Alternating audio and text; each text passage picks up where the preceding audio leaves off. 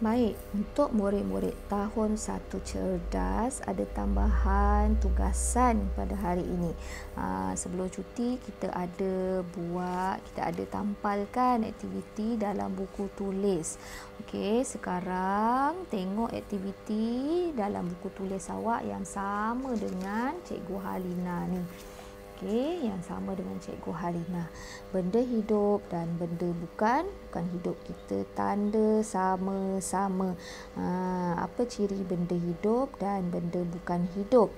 Gambar yang pertama adalah apa? Buku. Buku boleh bernafas? Tak boleh. Pangkah kalau tak boleh bernafas.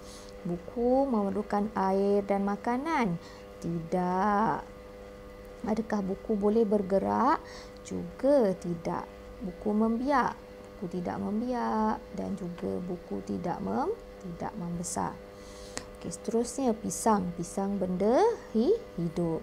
Benda hidup bernafas, benda hidup memerlukan air dan makanan, benda hidup bergerak, benda hidup membiak dan juga membesar. Tapi cikgu nak tanya, pokok pisang boleh bergerak tak?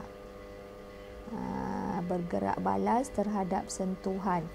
Kalau kita sentuh pokok pisang, daun pokok pisang boleh menguncup tak? Sama macam pokok semalu. Sama macam pokok semalu tak? Pokok bergerak. Okey, pokok pisang tak sama macam pokok semalu. Pokok pisang tidak boleh bergerak daunnya kalau kita sentuh. Okey.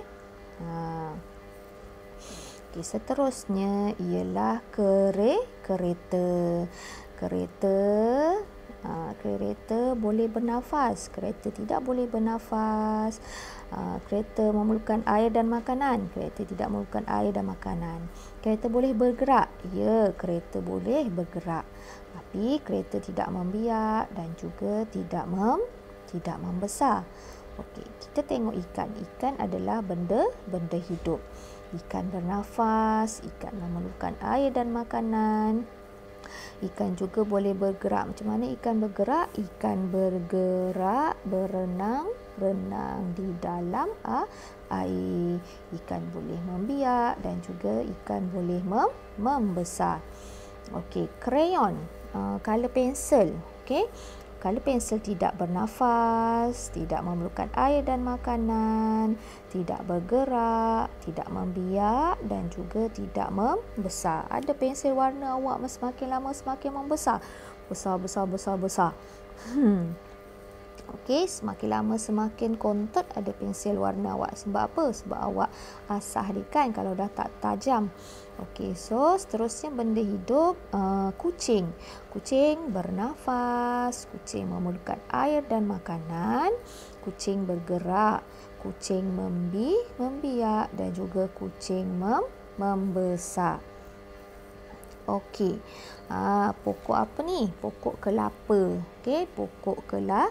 Pokok kelapa bernafas tak?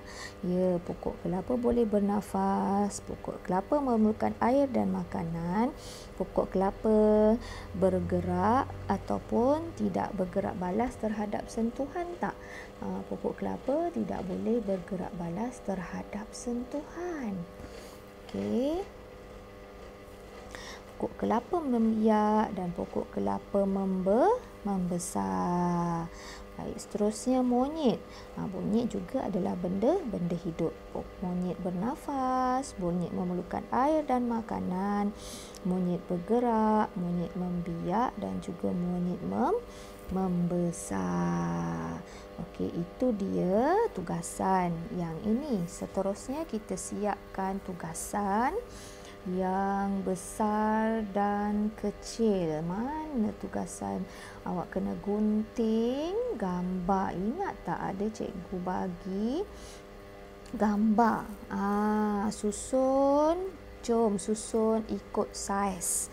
Ada gambar haiwan dan juga gambar tumbuh-tumbuhan. Gambar ini cikgu suruh gunting hari tu selit dalam buku aktiviti. Ingat lagi tak? Ada gambar tikus, ada gambar kucing, gajah dan juga kuda belang.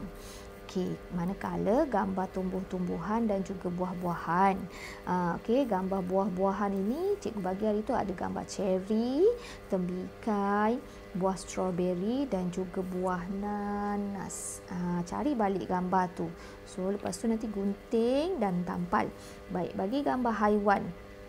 Bagi gambar haiwan kena buat apa? Okey, gunting dan tampal gambar haiwan berdasarkan turutan saiz kecil ke besar. Okey, haiwan ini daripada kecil ke besar. Okey, yang pertama, nak tampal gambar apa yang kecil sekali? Tikus, kucing, gajah ataupun kuda belang. Okey, potong. Gambar apa yang paling kecil?